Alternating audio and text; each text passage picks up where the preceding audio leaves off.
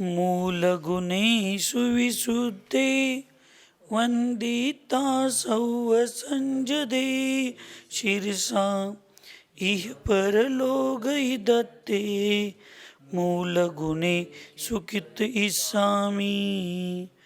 पंच परमेष्ठी भगवान की, अहिंसामय विश्व धर्म की, सिद्धांत शास्त्र की, चारित्र परम पूज्य आचार्य भगवान वट्टकेर महामुनिराज की, चारित्र चक्रवर्ती प्रथमाचार्य शांति सागर जी महाराज की, संत शिरोमणि आचार्य गुरु विद्यासागर जी महाराज की, मम दीक्षा गुरु प्रातः स्मरणीय शांत मूर्ति वत्सल रत्नाकर आचार्य गुरुवर सन्मति सागर जी महाराज की, 3 गम 9 करोड़ महामुनि राजों की आज के आनंद की।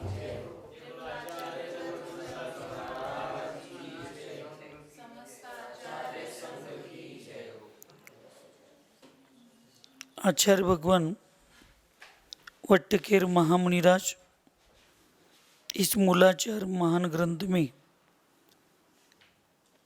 भाव विचिकित्सा की चर्चा करते समय 22 परिशह इसकी चर्चा चल रही थी और पूर्व में जो चर्चा थी वो शैया परिचय के बारे में चर्चा हो गई थी। आज यहाँ पे देख रहे हैं तीर्थ यात्रा आदि के लिए जाते हुए मुनि के प्रति जो मिथ्या दृष्टि जन अवज्ञा करते हैं या संग की निंदा के वचन बोलते हैं,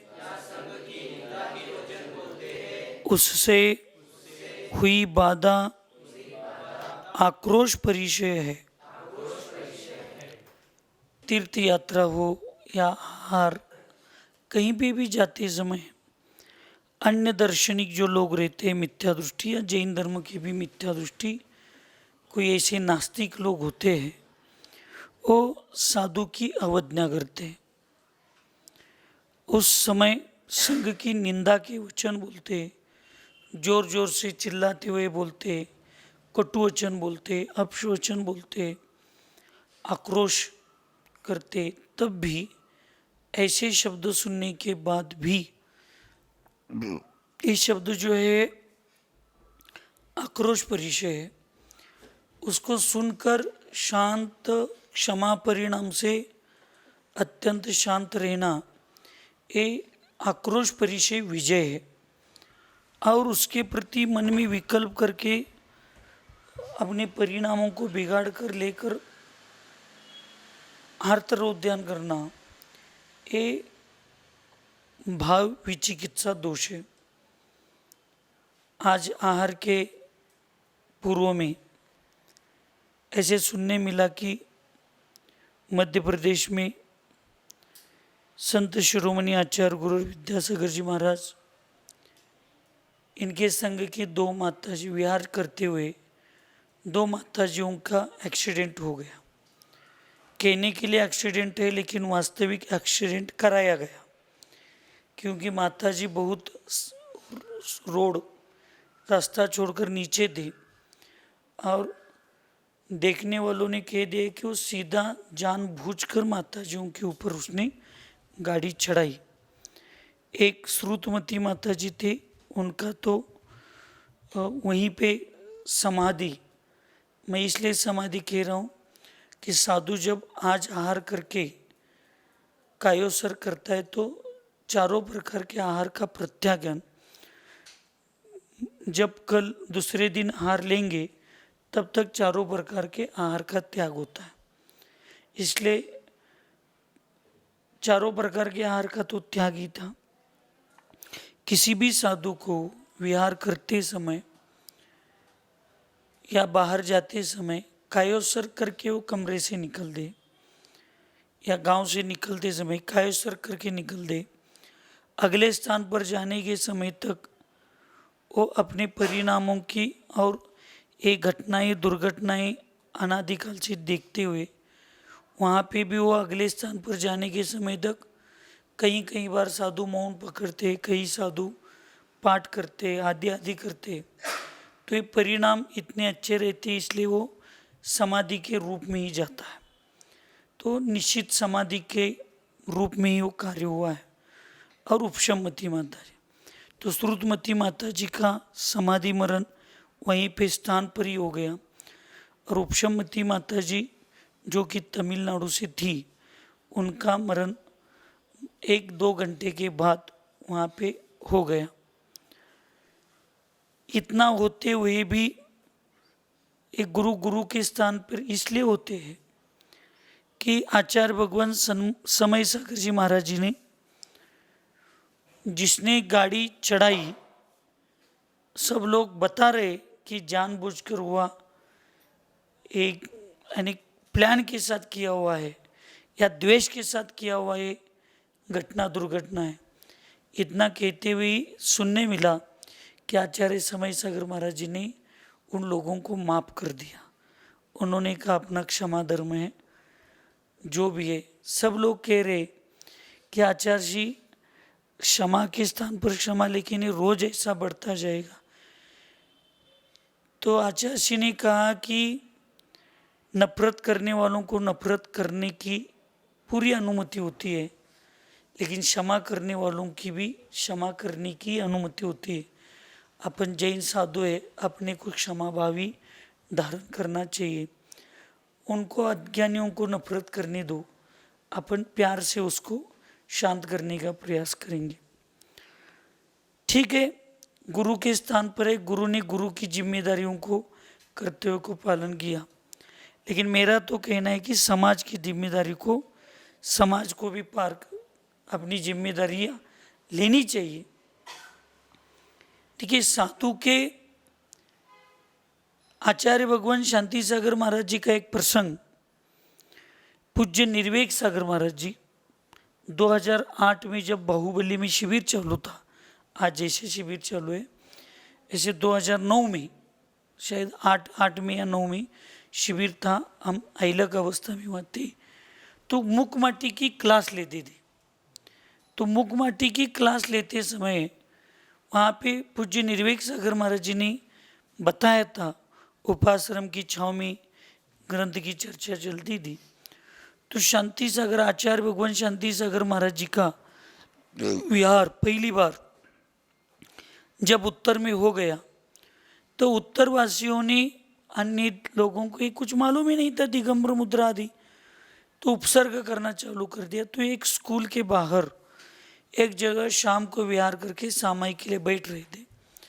तो कुछ नास्तिक ऐसे लोग, अज्ञानी लोग आकर वहाँ पे आक्रोश करने लगे, पत्थर यानी हल्ला करने लगे।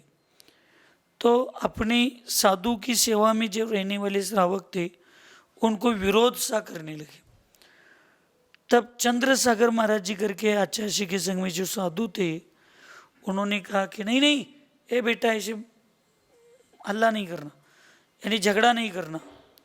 तब आचार्य भगवान शांति सागर महाराज जी ने कहा कि चंद्र सागर महाराज जी, सामायिक का समय हुआ है, आपको सामायिक बैठने का आपका कर्तव्य, आपका कर्तव्य आप करो, श्रावकों का कर्तव्य श्रावक करे। उसी विषय को लेकर आचार्य जी ने मुकमाटी में एक शब्द लिखा।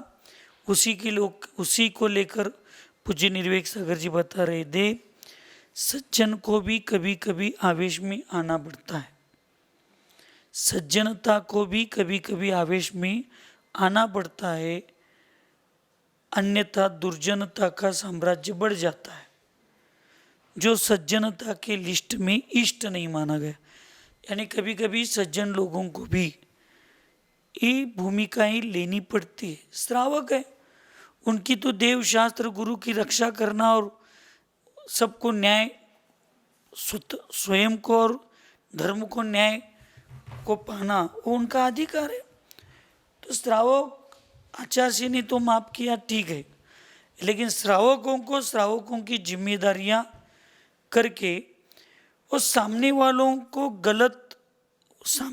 का गलत हो ये इंटेंशन न होते हुए भविष्य में ऐसे साधु संतों के या किसी के प्रति किसी के मन में अशुभ विचार ना आए, इसलिए श्रावकों की जिम्मेदारी श्रावकों को लेना चाहिए। यहाँ आक्रोश परिचय की चर्चा चल रही है, इसलिए बता रहे। और मैं बार बार बोल रहा हूँ, जब मिथ्या दृष्टि, अन्य मतवादी, नास्तिक लोग आक्रोश कर रहे, गालियां दे रहे, चिल्ला रहे, तो साधु को शांत परिचय सहन करने के लिए बताया। आज हम साधुओं की सुन के ले रह गया। एक साधु ने एक कुछ नहीं बोला, तब दूसरा साधु 4 बोलता है। वो छोटा बड़ा कोई उसमें विवेक नहीं है, कुछ नहीं है। श्लोक सही कि नहीं? मिथ्या दृष्टि लोग बोलते तो सहन करने के लिए कहा। हम लोग श्रावक अपने अपनी इतने 10 साधु के पास रहते, सामने वाले ने एक शब्द बोला तो हम 2 बोलते। अच्छा ही है जवाब देना, लेकिन आप लोगों के पास है क्या है? तुरंत जवाब देते हैं। जवाब म्हणजे उलटं बोलायचं। समोरच्याने 1 बोलला तर 2, ओम जरा तिकडे जाऊ नको रे, की इकडे ये, श्लोक म्हटलं की तो कोण सांगणार? असं रस्त्यावरच आपण लोकांच्यात काय करत बसतोय, भांडत बसतोय। जनरली चर्चा चालू आहे। तुम्ही तू आणि ओम तर अगदी देशभूषण कुलभूषण भगवंतांच्यासारखं भावाभावांचं, राम लक्ष्मणा एवढं प्रेम आहे तुमचं।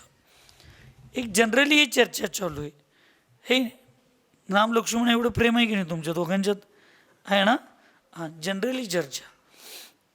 यशचं आणि कुणालचं कधीच भांडण होत नाही, कधी वादविवाद होत नाही, अगदी प्रेम असं उतू जाते, उतू। युधिष्ठिर आणि अर्जुन भीम यांचं प्रेम होतं तसं।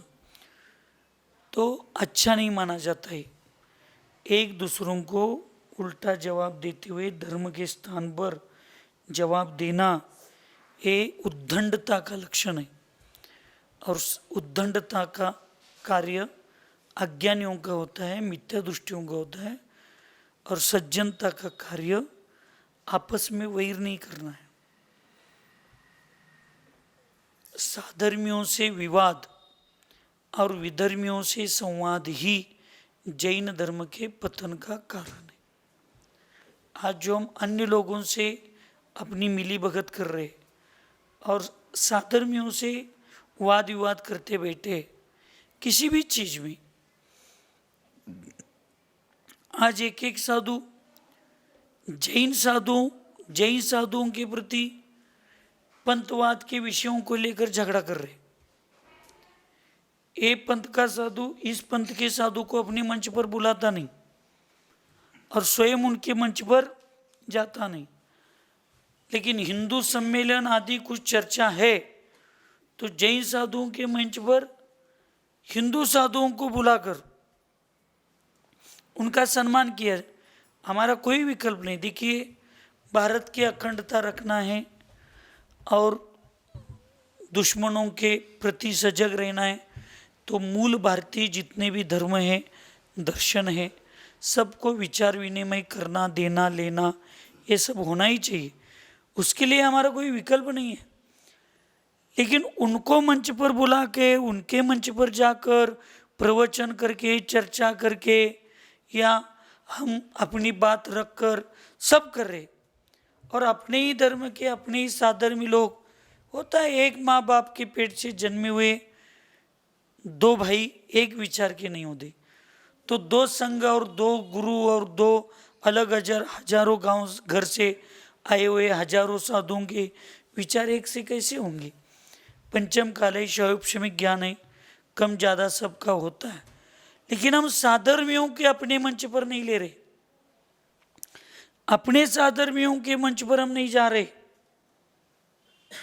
और अन्य दार्शनिकों के मंच पर अपन जा रहे, अपने मंच पर उनको बुला रहे, उनका सम्मान कर रहे, सब कर रहे। क्यों? भारत की एकता, भारत की अखंडता। तो आचार्य जी ने भारत की अखंडता को रखने के लिए अपने धर्म के अनेकता करने के लिए बताया क्या? धर्म को तोड़ने के लिए कहा क्या? जब भारत की अखंडता का विचार आचार्य जी कहते, तो अपने संघ, अपना धर्म, अपना समाज की अखंडता कितनी जरूरी है। भारत को अखंड हम कर पाएंगे या नहीं कर पाएंगे मालूम नहीं, लेकिन हमारे हाथ में अपने समाज को अखंड और एक करने की तो क्षमता है। हम अपना घर अपना परिवार छोड़ के दुनियादारी में जा रहे, समझ रहे क्या सब साधु लोग? इसलिए अपने अपने में या अपने अपने साधुओं में कोई कुछ बोला बताया तो तुरंत उसको जवाब नहीं देना चाहिए। या गुरु महाराज जब दूसरे महाराज जी को बता दे तब छोटो महाराज जी को तुरंत उसको टोकना नहीं चाहिए। देखिए क्या बोल रहे गुरु, नहीं, अपना सम्मान, अपना विवेक, अपना ज्ञान सदैव जागृत रहना चाहिए।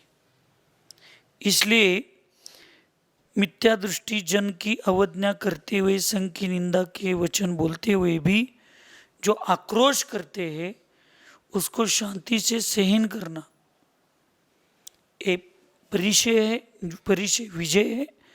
और ऐसे जगह पर जवाब देकर विकल्प करना या स्वयं परिणाम बिगाड़ के लेना, ये विचिकित्सा दोष है।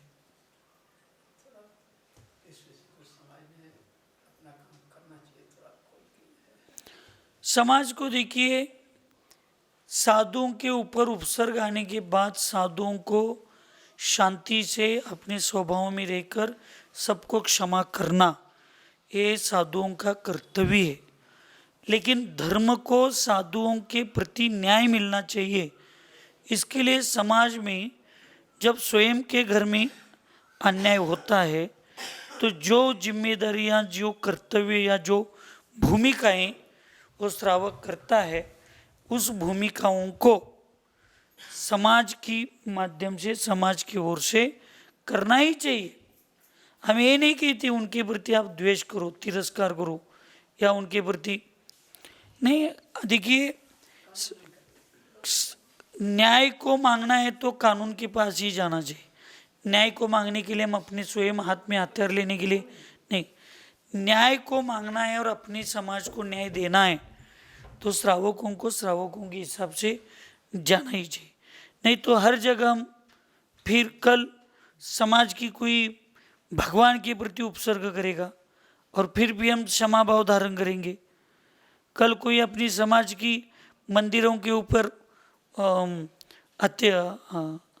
अतिक्रमण करेगा तो फिर हमें उस समय क्यों क्षमा भाव नहीं होते? ऐसा नहीं है। साधुओं का काम है क्षमा भाव, श्रावकों का काम है देव शास्त्र गुरु की रक्षा के लिए जो करना है। और अगर ऐसे लोग लातों के भूत बातों से नहीं मानते तो कभी कभी श्रावकों को लातों का भी उपयोग करना चाहिए। मैं साधु बनकर बोल रहा हूँ, इसका मतलब किसी को मैं उसका नहीं रहा हूँ या मुझे कोई अतिरेकीपना नहीं करना है। लेकिन श्रावकों के कर्तव्यों को श्रावकों को सिखाना चाहिए और साधुओं के कर्तव्यों को साधुओं को सीखना चाहिए। हमें अपनी तरफ से करना ही चाहिए। कल अब मेरे सामने कोई मेरे गुरु के सामने गुरु के ऊपर उपसर्ग करेगा तो मैं साधु होकर भी देखूंगा क्या? क्यों देखूं? मैं मेरे ऊपर उपसर्ग हो रहा है तो मुझे क्षमा भाव धारण करनी चाहिए। लेकिन मेरे आंखों के सामने भगवान की प्रतिमा कोई तोड़ रहा है, कोई मंदिर तोड़ेगा, कोई मेरे गुरु को नुकसान पहुंचाएगा, दिगंबर मुद्रा का गुरुस्थान पर है, उनकी अवहेलना करेगा, तो हम क्यों देखें? हम साधु आज बने लेकिन जन्मतः हमारा डीएनए क्षत्रिय है। क्षत्रियता में भूलकर या हम साधु है, समाज को क्षत्रिय धर्म को भुलाने के लिए बताना हमारा कोई कर्तव्य नहीं। अब बड़ों के विचार बड़े ही होते, अपन तो छोटे साधु है। लेकिन पंचम काल है तो समाज को देव शास्त्र गुरु की रक्षा और समाज को न्याय देने के लिए उनकी भूमिकाएं को भी रखना चाहिए। क्योंकि आचार्य भगवंतों ने केवल क्षमा धर्म के ग्रंथ ही नहीं लिखे, न्याय प्रविष्ट भी ग्रंथ लिखे। भारतीय संविधान में जो लिखा गया है उस संविधान को लिखते समय या आज उसको करते समय जैन धर्मों के ग्रंथों को भी उस समय अध्ययन करके उनके भी अनेक रेफरेंस, अनेक जैन आचार्यों के विचारों को लेकर ये सब न्याय बनाए। जैसे साधुओं की गलती के लिए प्रायश्चित ग्रंथ दंड के रूप में लिखा है, तो श्रावकों ने भी अपने व्रतों में कुछ गलत किया तो उसके लिए दंड रूप लिखा है। उस समय भी क्षमा धर्म धारण करना चाहिए फिर, ऐसा नहीं। ऐसा अब मेरे जैसे छोटे साधुओं का चिंतन है, गलत भी हो सकता है। स्वयं के प्रति कोई आ रहा है तो मुझे प्रतिकार नहीं करना चाहिए, क्षमा भाव। लेकिन देव शास्त्र गुरु के प्रति कोई कर रहा है तो उसके प्रति श्रावकों को सजग करना और श्रावकों के कर्तव्यों को जागृत करना, ये श्रावकों का स्वयं का भी कर्तव्य है। आप लोगों का कर्तव्य आपको करना चाहिए। नहीं तो हम क्षमा क्षमा क्षमावान के रूप में ये अन्य लोग हमें क्षत्रिय होते हुए हमें नपुंसक मानेंगे और रोज उठकर कोई भी कुछ भी कार्य करेगा साधुओं के और धर्म के प्रति, तो क्यों सहन करना है? इसलिए दंड देने का, लेने का, करने का ये भी आगम में कहीं ना कहीं तो उल्लेख है और वो आचार्यों ने ही लिखा है। कोई सामान्य कोई ऐरे गहरे विद्वान पंडितों ने नहीं लिखा। इसलिए परिचय सहन करना हमारा कर्तव्य है। लेकिन देवशास्त्र गुरु के ऊपर अगर कोई बाधा आती है तो समाज को समाज का कर्तव्य करना उसका अपना कर्तव्य होता है। नहीं आएगा। देखिए, श्रावक जो होता है ना, वो विरोधी हिंसा, उद्योगी हिंसा और आरंभी हिंसा होता। नहीं तो बताइए आप मुझे, पूर्व में कितने श्रावक राजा थे? जैन ही राजा थे। फिर जैन राजा अपने संघ में यानी अपनी व्यवस्था में सैनिक रखते थे क्या नहीं रखते थे? उनके हाथ में शस्त्र देते थे क्या नहीं देते थे? और उनको ट्रेनिंग में बताया जाता था कि नहीं, शत्रु आता है तो शत्रु को मारना चाहिए। तो ये भी संकल्पी हिंसा उसे कहते जो पर्सनल अपने विषयों को लेकर ईर्ष्या के रूप में, मत्सर के रूप में, शत्रुता के रूप में, जैसे एक संकल्पी हिंसा के माध्यम से, मैं नाम नहीं लूँगा, लेकिन जो प्लानिंग चलती है कि हिंदू हमारे शत्रु है, भारतीय हमारे शत्रु है और भारतीय हमारे विध्वंसक है, इसलिए भारतीयों को नहीं छोड़ना है, हिंदुओं को नहीं छोड़ना है। ऐसे जानबूझकर जात और पारिवारिक, ये देखो हमारे 3 पुश्तों से लेकर हमारे और उनका वैर्य है, बिल्कुल इनसे कभी तुम समेट नहीं करना, ये जो होता है, या देश के प्रति देश को भड़काया जाता है, ये संकल्पी हिंसा है। लेकिन भारतीय संविधान में देश की और जैन धर्म में भी देश की रक्षा करते समय और जो देश न्याय प्रविष्ट है, सामने वाले अन्याय कर रहे, उस अन्याय को दूर करने के लिए और स्वयं के देश की रक्षा करने के लिए जो जवान रणभूमि पर मर भी रहे युद्ध करते समय, उनको भी स्वर्ग की प्राप्ति होती है। यहाँ इंटेंशन किसी को मारना नहीं है, यहाँ देव शास्त्र गुरु की रक्षा करना है। फिर आप जैन क्षत्रिय कैसे होंगे? फिर इतिहास में राजा बने हो, राजा कैसे होंगे? कितने राजाओं ने लड़ाई की भूमि पर, रणभूमि पर जब पराजय होने की संभावना दिखी तो शत्रु के सामने मैं सम्यक दृष्टि हूँ, इस मिथ्या दृष्टि अज्ञानी शत्रु के सामने सिर झुकाकर रहने से अच्छा उन्होंने वहीं पे दीक्षा ले ली।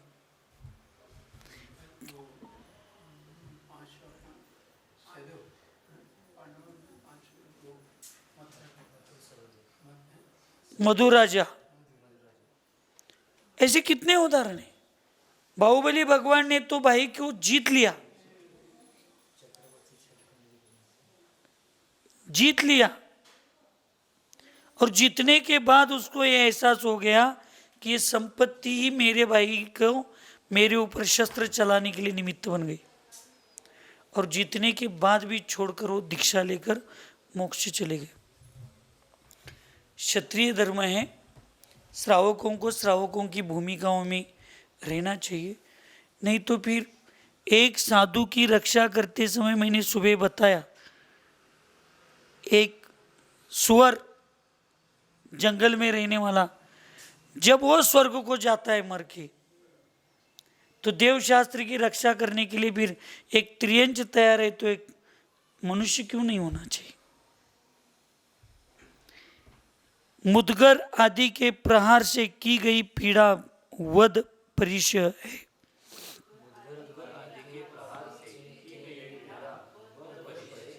मुदगर अनेक शस्त्र है, इस शस्त्रों के माध्यम से किया हुआ प्रहार से जो पीड़ा पहुंचती है वो वध परिचय है। ये अभी मैं 10 बार बताऊंगा। कोई मेरे ऊपर आकर उपसर्ग कर रहा है तो उसको कोई मुझे विरोध नहीं करना चाहिए।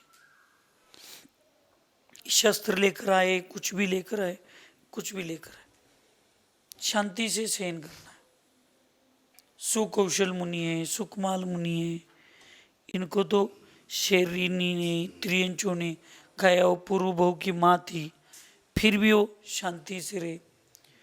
गज कुमार मुनि महाराज के ऊपर छिगड़ी रखी, वो अपनी शांति से उपसर्ग सहन करने लगे। पांडवों के ऊपर उनके भाइयों, उनके रिश्तेदारों ने ही उपसर्ग किया, वो उन्होंने सहन किया। देखिए, पुण्य का प्रभाव जब होता है ना, जो लिखी है, जो जो देखा वीरा ने सो सो हुई रे। हस्तिनापुर में या वो पहले जहाँ वो नगर था, देखिए अकम्पन महामुनि महाराज जी ने कहा कि यहाँ के राजा और यहाँ के मंत्री नास्तिक है, धर्मद्रोही है, तो इनको जवाब नहीं देना चाहिए, मौन पकड़ो। लेकिन एक मुनि महाराज जी ऐसे वात्सल्य सागर महाराज जी जैसे थे, उस्ताद अच्छे, तो आहार के लिए दूर गए थे और वो आने के लिए लेट हो गए, और उनको मालूम नहीं था गुरु ने क्या नियम दिया है सब साधुओं के लिए, मौन रहना, किसी को जवाब नहीं देना। ये सब आकर संघ में घूमकर जवाब क्वेश्चन करने लगे, किसी ने कुछ जवाब नहीं दिया, तो कहने लगे मौनम मूर्खम लक्षणम। मौन जो होता है मूर्खों का लक्षण है। ऐसा कौन कहता है? अज्ञानी, मिथ्या दृष्टि। ज्ञानी जीव क्या कहता है? मौनम सर्वार्थ साधन। मौन जैसी साधना किसी में नहीं है। अब वो जाते समय वो महाराज जी आ रहे, ज्ञानी थे, विद्वान थे, और जैन धर्म के प्रति अत्यंत आस्था थी, दृढ़ता थी। अब वो बोलते बोलते जा रहे, ये देखो कुछ पूछा तो मौन पकड़ के बैठे हैं, ये तो मूर्खों का संग है, और ये देखो और एक सांड आ गया समाज का, फोकट का खागी। तो वात्सल्य सागर महाराज जी को उनके लिए बोला, गुस्सा नहीं आया। मुद्रा के प्रति जब बोले और संघ के प्रति बोले तो उनको अच्छा नहीं लगा, और उन्होंने कहा बैठो करो शास्त्रार्थ। सब शास्त्रार्थ हो गया, उसमें वात्सल्य सागर जी जीत गए। दिगंबर मुद्रा ज्ञान सच्चा था, सम्यक ज्ञान था, और ये शास्त्रार्थ उन्होंने स्वयं की विद्वत्ता दिखाने के लिए नहीं की थी, ये जैन धर्म की रक्षा और जैन धर्म की प्रभावना के लिए की थी। अब उनको अपमान सा लगा, और रात को जब यहाँ गए तो घटना बताई गुरु को, तो गुरु ने कहा अरे भाई तुमने गलत किया, वो तो गलत लोग थे, अब तुम्हारे निमित्त से संघ पर उपसर्ग होने की शक्यता है, तो जहाँ शास्त्रार्थ किया वहाँ जाओ और बैठो ध्यान के लिए और कोई जवाब मत दे दो। गुरु आज्ञा को देकर उन्हें स्वीकार और वहाँ जाकर बैठ गए। अबे रात को दिन भर अपमान के, जब अपमान होता है ना तो आदमी अपना विवेक खोता है। सुन रहे क्या यश? जिद्दी और हट्टी दोनों का प्रयोजन एक, पर अंतर बहुत। जिद्दी और हट्टी दोनों का प्रयोजन एक, लेकिन अंतर बहुत। जिद्दी अपना विवेक कभी खोता नहीं और हट्टी के पास कभी विवेक आता नहीं। यह अंतर है। तो रात दिन भर उनको परेशानी हो गई और रात को आकर उस साधु को मारने के लिए वहाँ आ गए, तो रास्ते में ही मिले। तो यही साधु है अपना अपमान किया हुआ ऐसे समझकर उनको मारने के लिए शस्त्र उठा दे। तो महाराज जी की इतनी साधना थी, इतना पुण्य था, इतना प्रभाव था, सब था। सुन रहे हो ज्ञानियों, सम्यक दृष्टियों, सुन लो। सब लोग अपने अपने स्थान पर अपना अपना काम ईमानदारी से करते, इसलिए एकदम से सम्यक्तों का इतना भी बड़ा घूंघट मत पहनो कि दूसरों को तुम तुच्छ लेखना समझना समझो। वहाँ उस सम्यक दृष्टि मुनि महाराज जी की, तपस्वी मुनि महाराज जी के लिए जब मारने के लिए तलवार उठाए, शस्त्र उठाए, तो वहाँ की ग्राम देवता, नगर देवताओं ने आकर उस साधु की रक्षा करने के लिए उनको खिलित कर दिया। ये इतिहास है हमारे जैन धर्म का। और आप लोग पूजा मत करो, पूजा करना मिथ्यात्व है, लेकिन अपमान करना भी कोई सम्यक्तों का काम नहीं है। उनको अपमानित करना, उनको हीन शब्दों में बुलाना, आंटी अंकल, ये कोई बुलाने के साधुओं के शब्द है क्या? आप सम्यक दृष्टियों का एक कर्तव्य नहीं है। सब जगह अपना अपना काम कर रहे। आप देखो मूर्ति के स्थान पर बिठाओ ना बिठाओ, वीतराग भगवान की जहां पूजा की जाती है उसको वीतराग मंदिर कहा जाता है। समझ में आ रहा है? वीतराग भगवान की जहाँ पूजा की जाती है या पूजा होती है वो वीतराग भगवान का मंदिर होता है। जहाँ वीतराग भगवान सिर्फ बिठाए जाते हैं वो वीतराग मंदिर नहीं होते,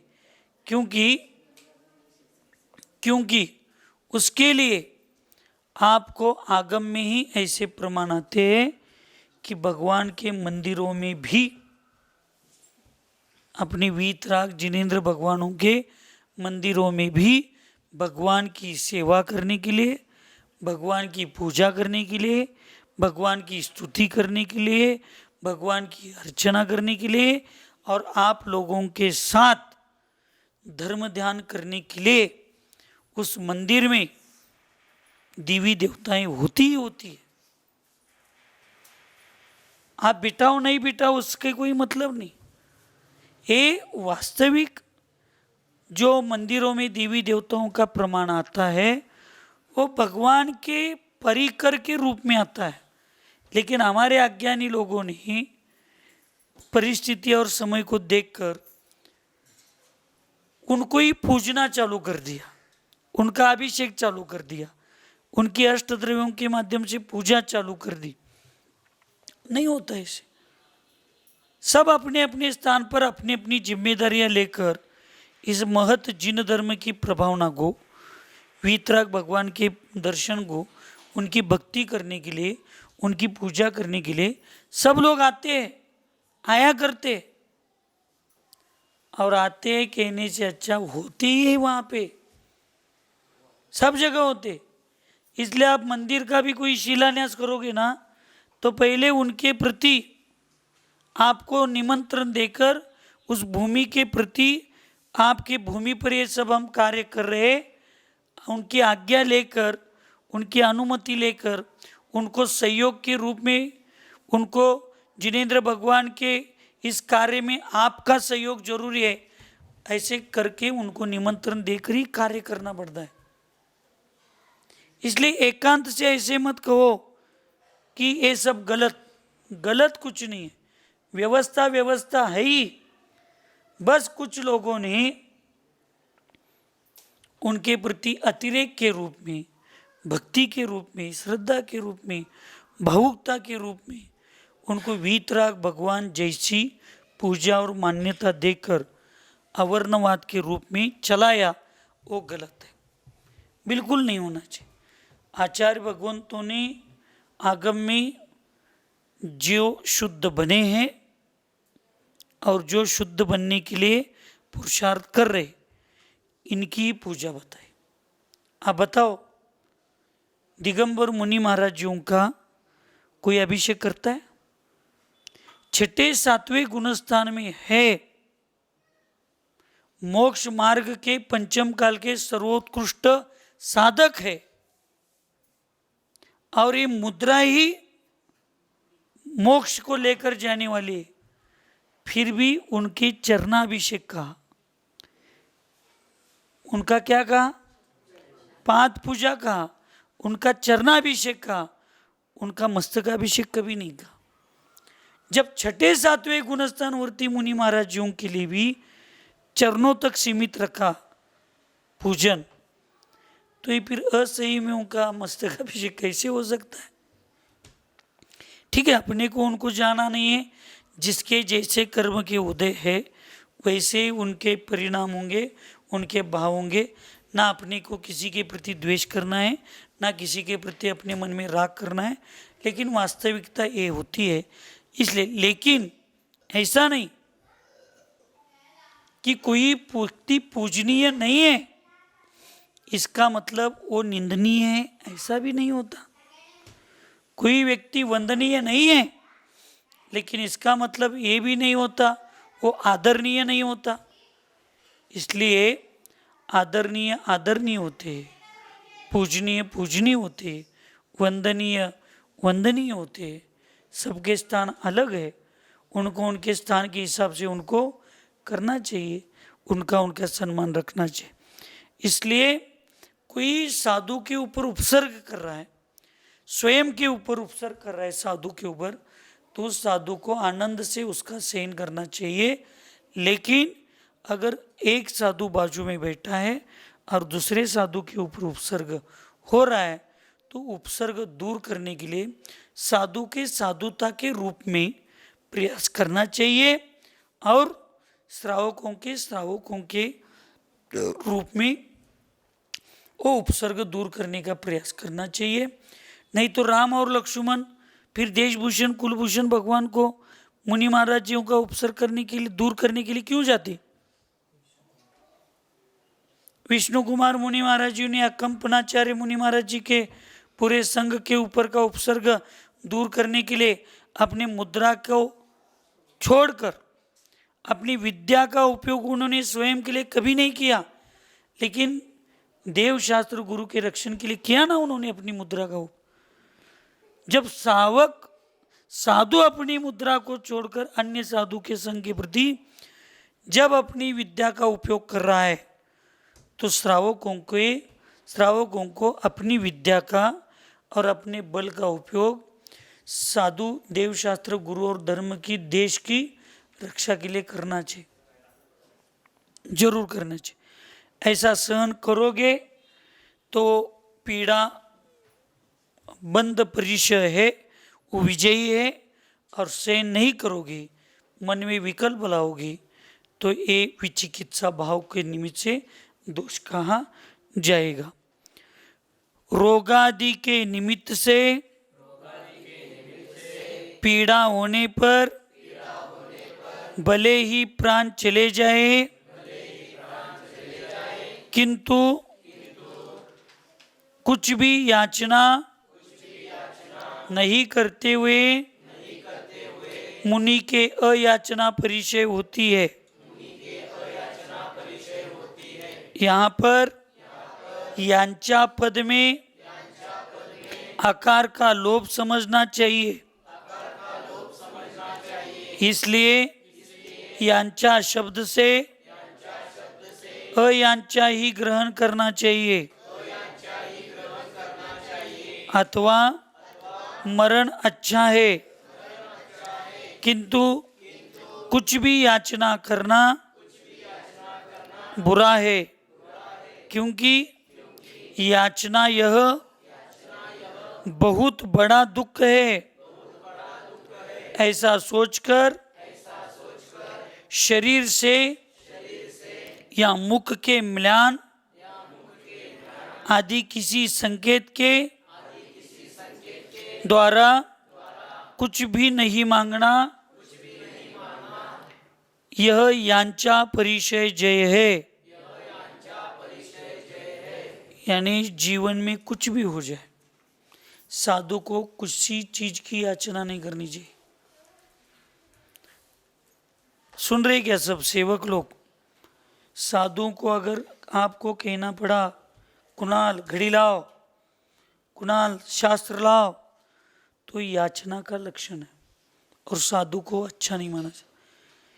इसलिए श्रावक पाटा लगाए नहीं लगाए, लगाएंगे तो आनंद से जाकर बैठेंगे, नहीं लगाएंगे तो अति आनंद से जाकर जमीन पर बैठेंगे, क्योंकि आज तपस्या करने के लिए एक अवसर मिल गया। श्रावकों ने अच्छी जगह व्यवस्था की तो ठीक है, नहीं की तो और ठीक है, क्योंकि आज कर्म की निर्जरा करने का अवसर और ज़्यादा बढ़ गया। आज आहार के लिए चौके लगे ठीक है, नहीं लगे तो और ठीक है, क्योंकि आज शुद्धा और तुषा परिचय सहन करने के लिए एक श्रावकों ने हमें अवसर दे दिया, हम उसको आनंद से सहन करेंगे। बिल्कुल याचना नहीं होनी चाहिए। आहार, विहार और निहार, इन तीन चीज़ों में कम से कम इन चीज़ों में साधु को स्वावलंबन होना चाहिए। आज लेकिन इसी तीन चीज़ों को लेकर साधु को सबसे बड़ा याचना करने का प्रसंग आ गया।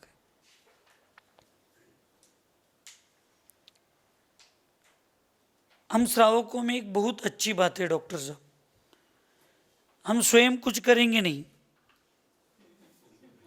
हम स्वयं कुछ करेंगे नहीं, और कारणवश किसी ने कुछ कर लिया तो उसको नाम रखे बिना रहेंगे नहीं। अब मुझे बताओ, यहाँ भोसे से लेकर पंढरपुर तक कौन सा जैन समाज है? नहीं है।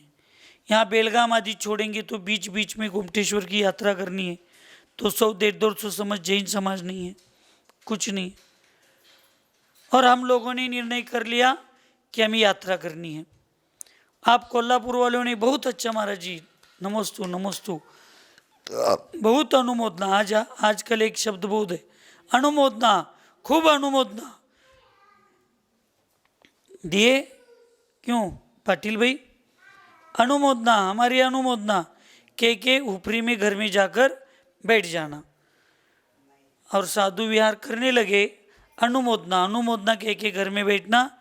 अब साधु 1-2 दिन देखते हैं और फिर साधु को तो यात्रा करनी है या विहार करना है, कुछ अनिवार्य प्रसंग है, और आप लोग कुछ नहीं करोगे तो उनको कुछ ना कुछ किसी ना किसी को बताकर कुछ करना पड़ता है। फिर उनको गाड़ी की व्यवस्था करनी पड़ती है। आप लोग तो महाराज जी पैसे कितने चाहिए बताओ?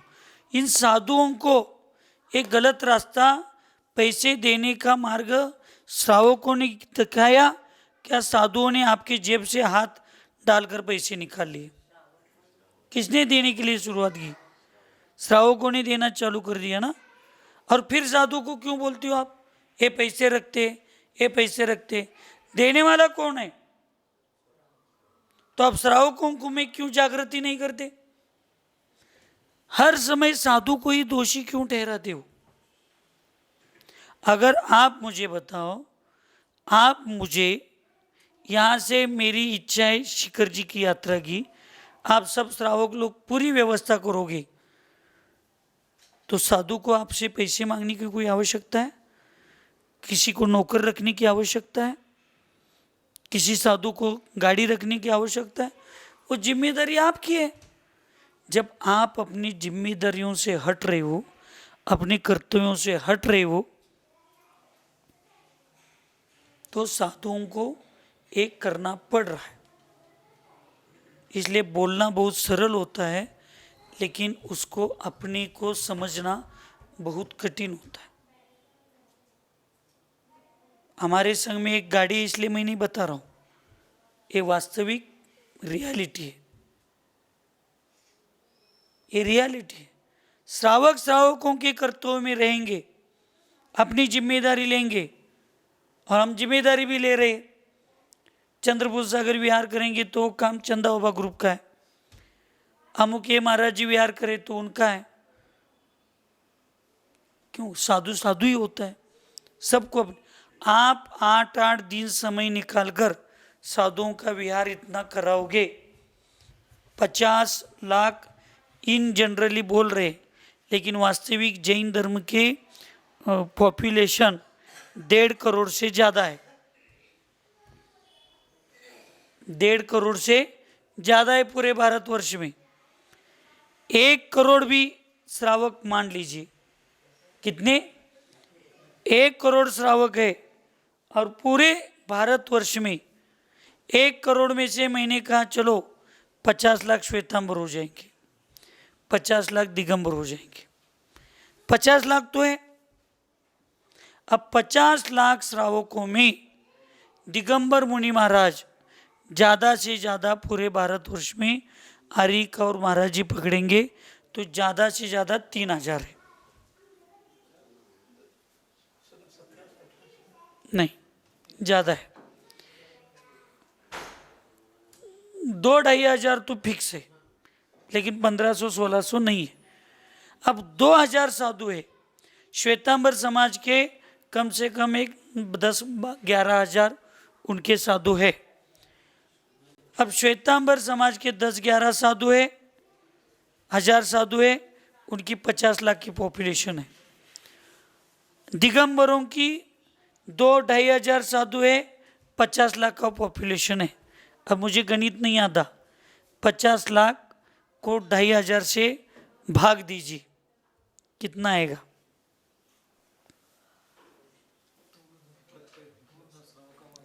दो 2000 श्रावक के पीछे कितने साधु है? 1 साधु है। 2000 को भी आप 350 से या 400 से भाग दीजिए तो 5।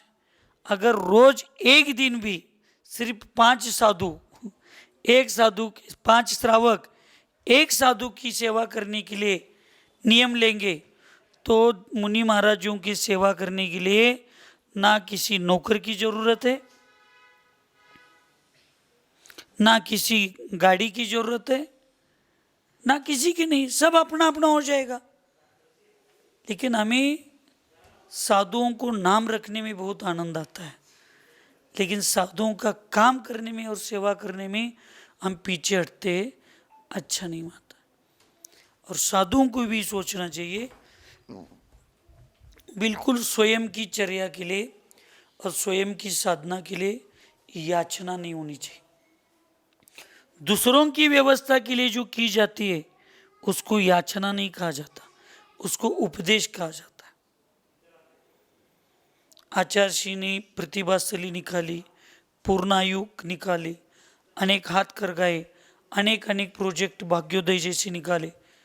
तो इसमें जो आचार्य उपदेश देते हैं, साधु लोग उपदेश देते हैं, वो उपदेश में कहा जाता है मेरे लिए चाहिए ऐसे कहेंगे तो ये याचना हो गई। और साधु को 3 काल में स्वयं के लिए कभी याचना नहीं करनी चाहिए, भले भूखे मरेंगे तो चलेगा। इसलिए संघ में ये व्यवस्था होनी चाहिए, ये वयावृत्ति होनी चाहिए।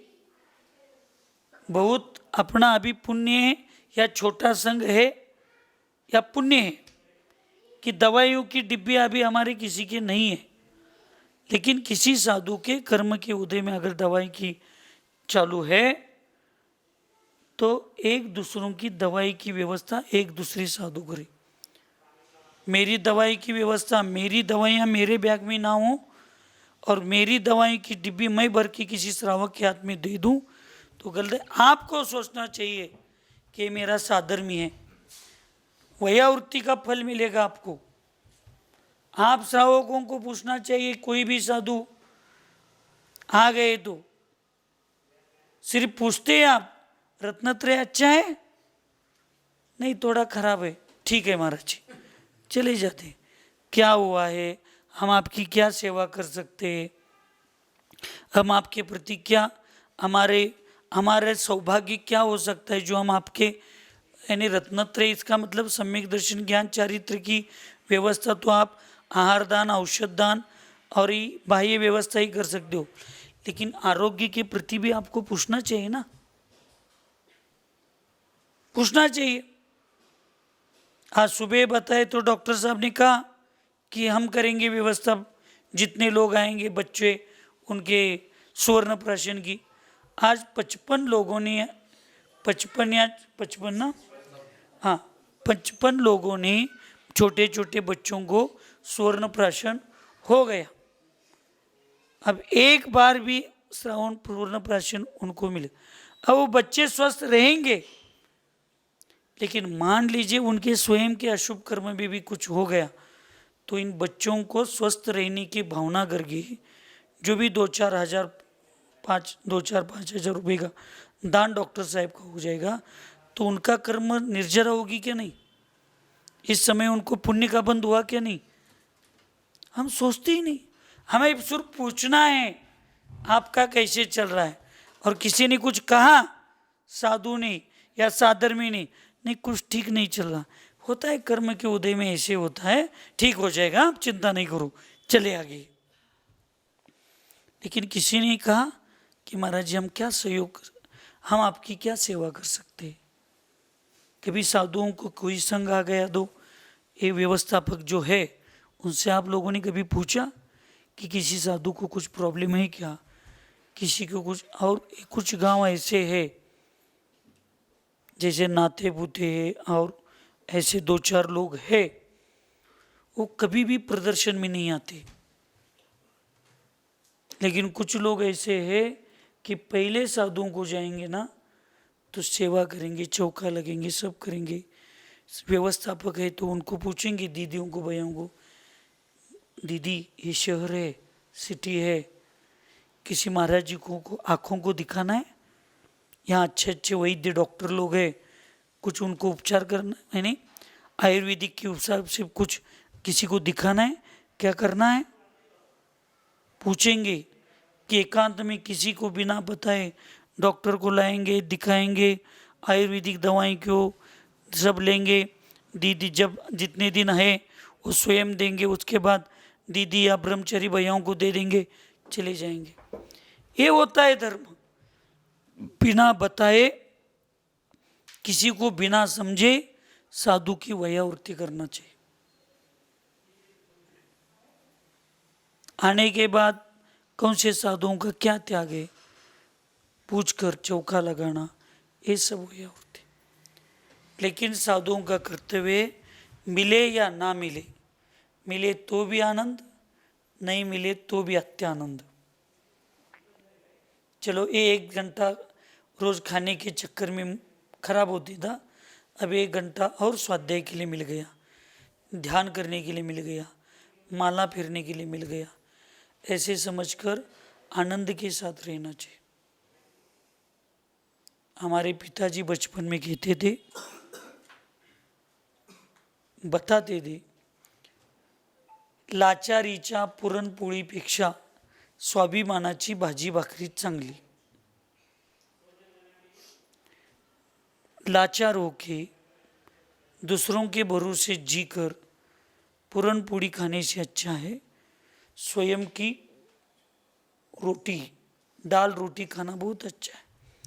इसलिए हम अपने विचारों में, अपने तत्वों में, अपनी इसमें कभी नहीं, क्या करना है, एक रोटी के लिए अपने तत्वों को छोड़ना है। खाने पीने के चक्कर के लिए एक तत्व को अपने छोड़कर गलत को हमें अनुमोदन देना है। नहीं, एक अच्छा व्यक्ति हमसे दूर हो जाएगा। अरे इस विश्व में सबसे अच्छा व्यक्ति तो तुम्हारे लिए तुम्हारे माँ बाप थे। विश्व में सबसे अच्छा व्यक्ति कौन है? माँ बाप है। और अगर शादीशुदा है तो तुम्हारे लिए सबसे विश्व की सबसे बड़ी माँ बाप के बाद जीवन भर तुम्हें साथ देने वाली तुम्हारी पत्नी या जीवन भर तुम्हें निभाने वाला तुम्हारा पति है। अब इतने अच्छे लोगों को छोड़कर हमने धर्म की प्रभावना और स्वयं के स्वाभिमान के लिए, जो घर में बुला बुला कर पत्नी खिलाती थी, बेटा खिलाता है, माँ खिलाते, हमें क्या खिलाने वाली माँ नहीं थी? हमारी बहनें नहीं थी? परिवार नहीं था? बुला बुला कर खिलाता था। अब उनके प्रति सब राग स्नेह छोड़कर साधु बन गए हम। और साधु बनने के बाद किसी भक्त को टूट जाएगा, दूर जाएगा, इस भावना से किसी के गलती को या धर्म के तत्वों को कॉम्प्रोमाइज करने की क्या जरूरत होती? ये याचना परिचय है, नहीं होना चाहिए। क्यों करना चाहिए? करने की आवश्यकता ही नहीं है। साधु के लिए सबसे बड़ी संपत्ति अगर कोई है तो साधु का स्वाभिमान है। साधु के लिए सबसे बड़ी अगर कोई संपत्ति है तो उसका स्वाभिमान होता है। उस स्वाभिमान को छोड़ रहे हम। और बाकी जिन गुण संपत्ति हो मज्जम, कैसे होगा जिन गुण संपत्ति हमारे लिए? जिन गुण संपत्ति की प्राप्ति कभी हमारे लिए नहीं हो सकती।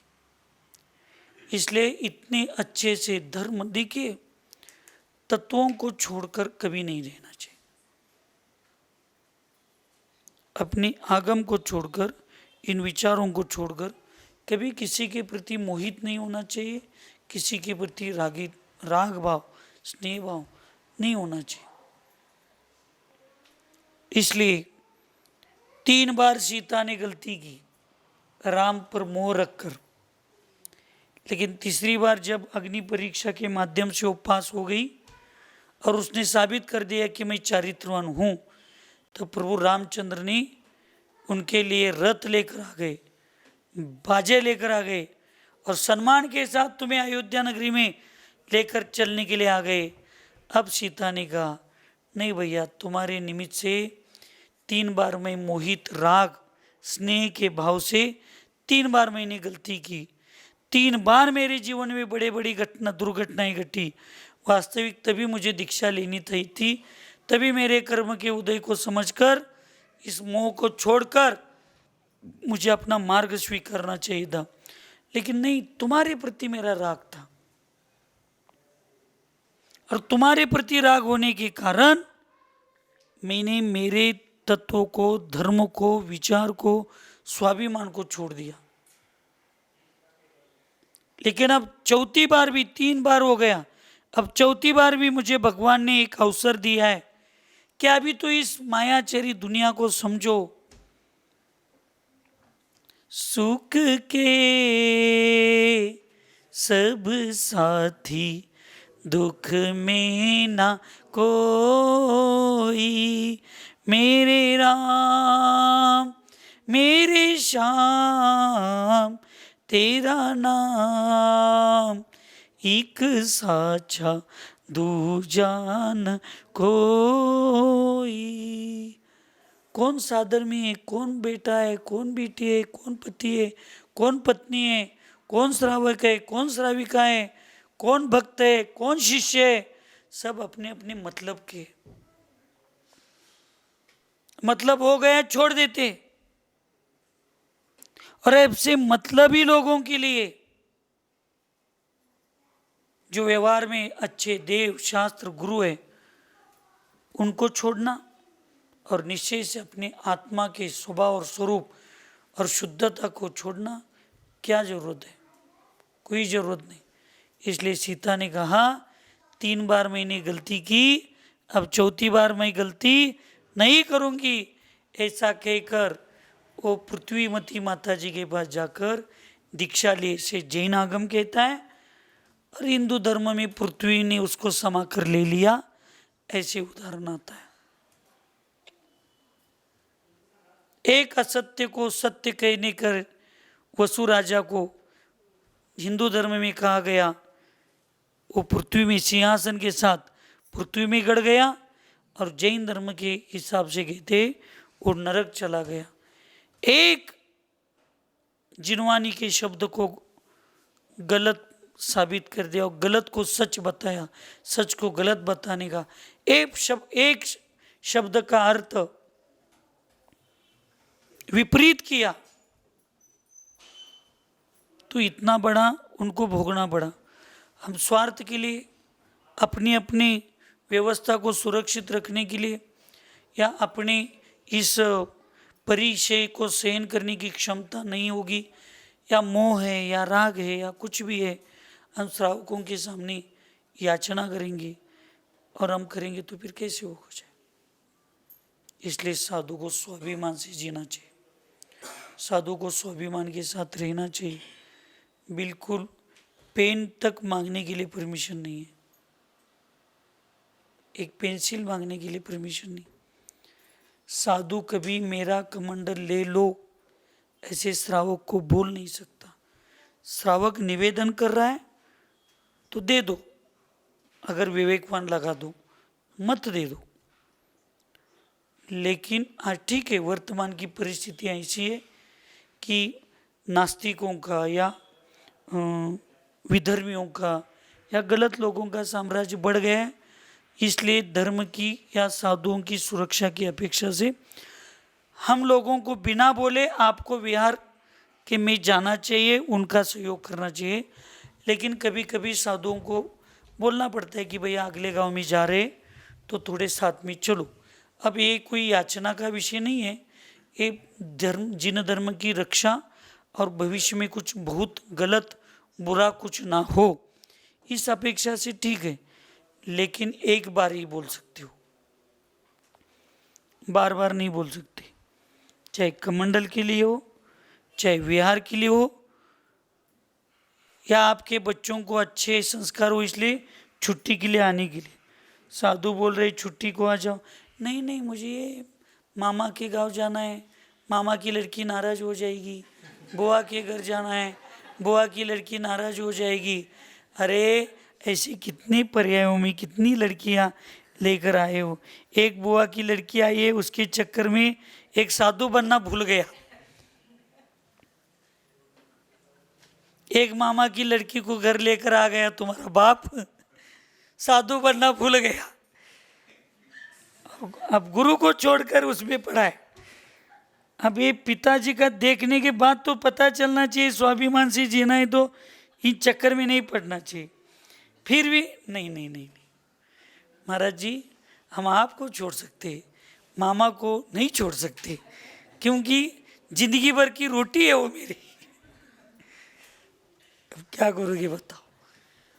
हम निकालने का प्रयास कर रहे हैं कीचड़ से, और ये माँ बाप भी इतने होशियार है, बच्चों की तरफदारी करते। नहीं नहीं उसका क्लास है, उसका ट्यूशन है, उसकी एग्जाम है, उसका ये है, उसका वो है।